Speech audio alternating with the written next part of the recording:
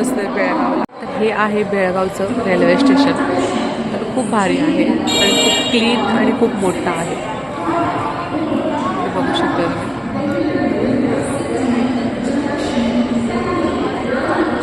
खूप सुंदर आहे. आधी इतकं मोठं नव्हतं, छोटं होतं, आता खूप मोठं केलेत. तर आम्ही माझ्या बहिणी येणार आहे आम्हाला घेऊन जाण्यासाठी, तर तिची वाट बघतोय आम्ही. इथे आहेत आपले आराध्य दैवत छत्रपती शिवाजी महाराज आणि बाबासाहेब आंबेडकर.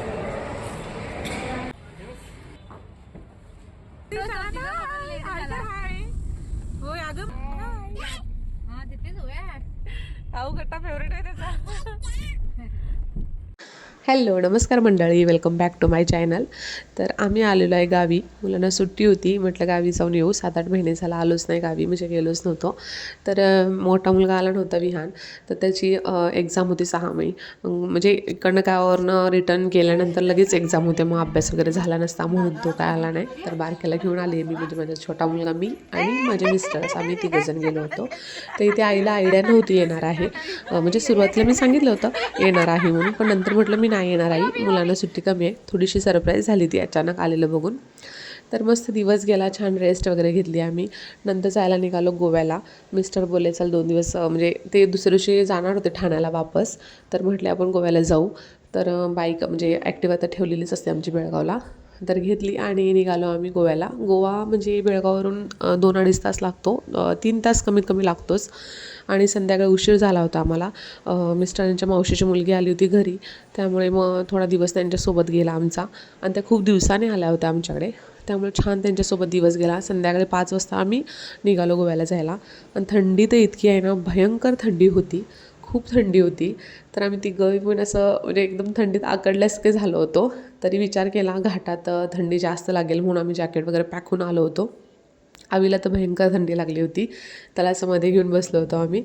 आणि इथे बघू शकताय मस्त शेताकडचे लोक घरी जाण्यास निघालेत, कारण उशीर झाला होता, 6:30-7 वाजले होते. तर आम्ही जांबोटी मार्गे निघालो होतो जायला गोव्याला.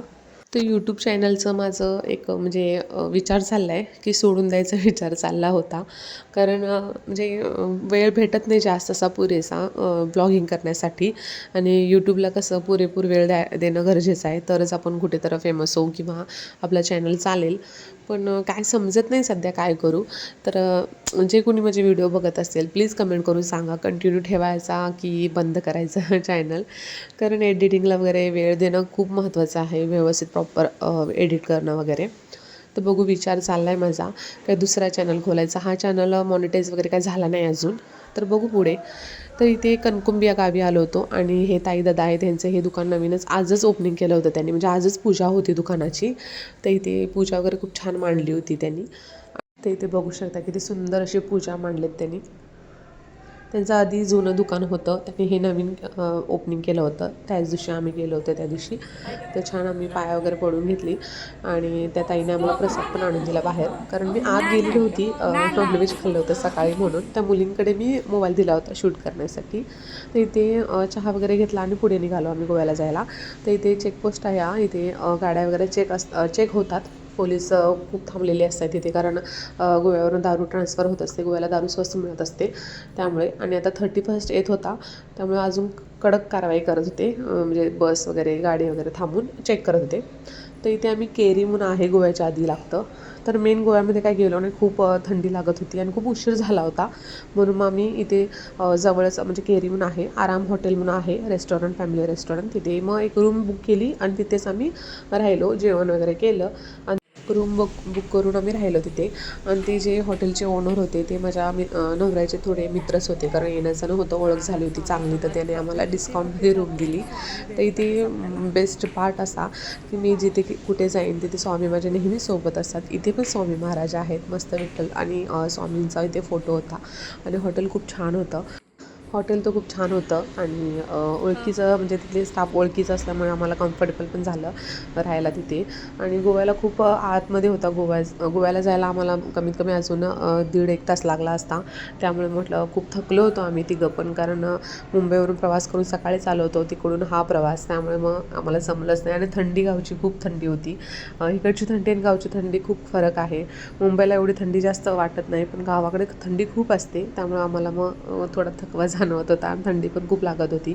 म्हणून मग आम्ही आत गोव्यात न जाता आम्ही जवळच केरीमध्ये रूम बुक करून राहिलोही. तर तुम्हाला नेक्स्ट पार्टमध्ये मी नक्की दाखवेन गोव्याचं म्हणजे बीच वगैरे. ब्लॉग कसा वाटला हे कमेंट करून नक्की सांगा. आवडला असेल तर लाईक करा, शेअर करा आणि चॅनलवर नवीन असाल तर प्लीज सबस्क्राईब करा. तर भेटू परत अशाच एका नवीन ब्लॉगमध्ये. तोपर्यंत बाय.